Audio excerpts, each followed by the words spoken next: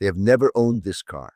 They have never sat in it, never turned the key, never felt the weight of it moving beneath them on an actual road. But they know things about it that most people who have owned one for a decade do not know. They know which model year quietly changed the suspension geometry and why that matters. They know which trim level looks identical from the outside but has a completely different character once you understand what was changed. They know the 3 things to check before buying a used one, the 2 things previous owners consistently got wrong, and the 1 thing that almost nobody talks about that will determine whether this car is worth what they are about to spend on it. They have known all of this for 2 years.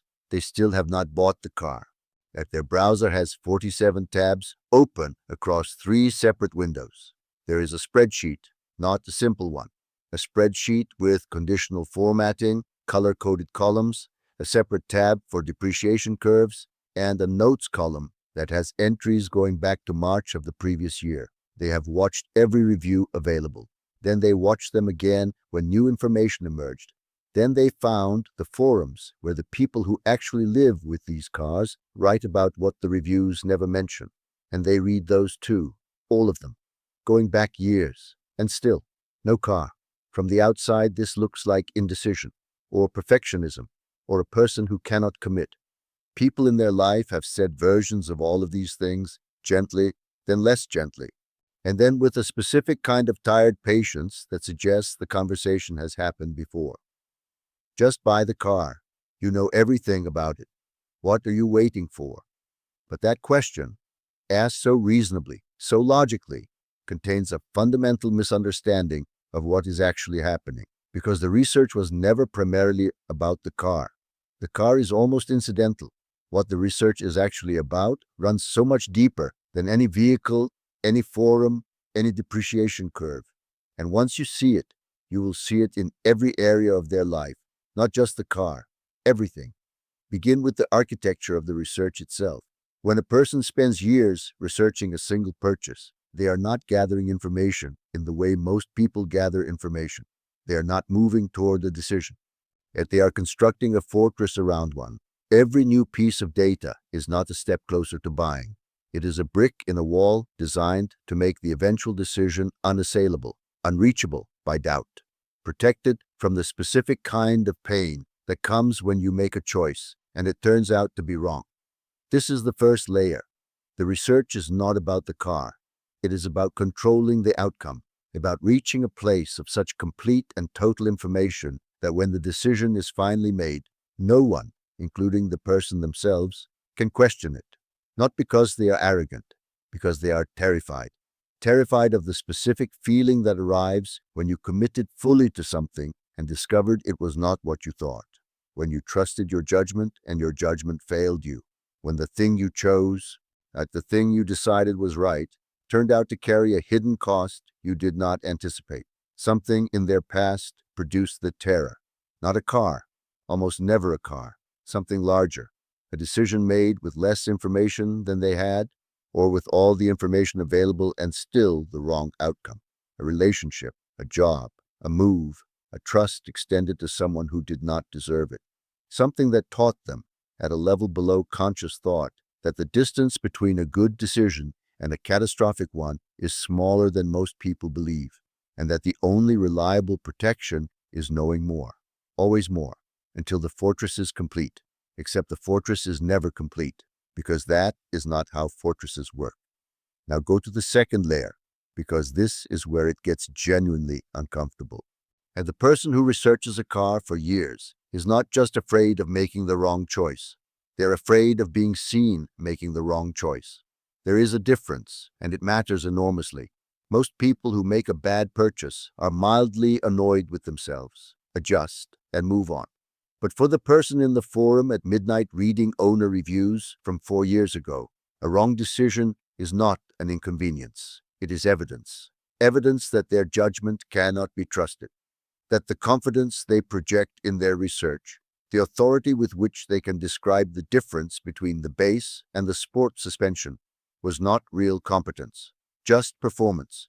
And somewhere underneath all the tabs and the spreadsheet and the years of accumulated knowledge, That is the fear they are actually managing, not the fear of a bad car, and the fear of being wrong in front of themselves, because they hold themselves to a standard that has no mercy in it, a standard that says, if you research this long, if you go this deep, if you know this much, you have no excuse for an error. And if an error occurs anyway, it means something unfixable about your judgment, about your reliability as a person, about whether you can be trusted with the decisions that actually matter. The car is a practice run for something larger. They are rehearsing in the relatively safe arena of consumer research for the terrifying possibility that the more important decisions in their life, the ones that cannot be researched into safety, might also go wrong. Here is the third layer, and this one is the darkest. At a certain point in the research, something shifts, quietly, without announcement. The research stops being a means to an end and becomes the end itself. The tabs are still open. The spreadsheet is still updated. The forums are still checked. But something subtle has changed in the relationship between the person and the car. The car has become perfect, not because it is perfect, because it has never been tested, because it exists entirely in the realm of potential, and potential, unlike reality, never disappoints. As long as they have not bought it, the car is everything they researched it to be.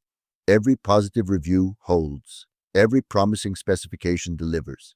Every carefully selected trim level justifies itself completely. The car in the browser is the ideal version of the car. The car in the driveway would be the actual version. And the actual version will have things the reviews did not mention. Small things. And a rattle on cold mornings. A seat that is slightly wrong for their particular posture. A feature that sounded essential in the forum and turns out to matter less than expected. These are small things, manageable things, things that every car has. But for the person who has spent years in the fortress of research, these small things carry a weight that is completely disproportionate to their actual significance, because each one is a crack, a place where the perfect thing they imagined and the real thing they purchased diverge. And divergence, for someone who constructed an entire fortress to prevent a wrong outcome, feels less like a minor adjustment and more like a failure. This is why some people research forever and never buy. The research has become a way of preserving something that purchase would permanently end. At the perfect version, the one that still might be everything, the one that has not yet had the chance to be anything less. Sit with what this actually means across the larger shape of a life. The person who researches a car for years before buying it does not only do this with cars. This is the thing that people around them sense, but rarely name directly. They do it with everything that matters, with relationships considered for longer than seems necessary, with career decisions that stay in the research phase past the point where research is still useful, with opportunities held at the distance of information gathering while the window for them quietly closes. They are not paralyzed by laziness. They are paralyzed by the same thing that keeps the tabs open, the understanding, earned and specific, that the moment you commit, at the moment you actually buy the thing, you trade the perfect possible version for the imperfect actual one. And the imperfect actual one can disappoint you, can be wrong, can become evidence of the thing they most fear being proven, that they do not know enough, that they never will, that the fortress, no matter how carefully built, has never once guaranteed the outcome it was built to protect. The car gets bought eventually.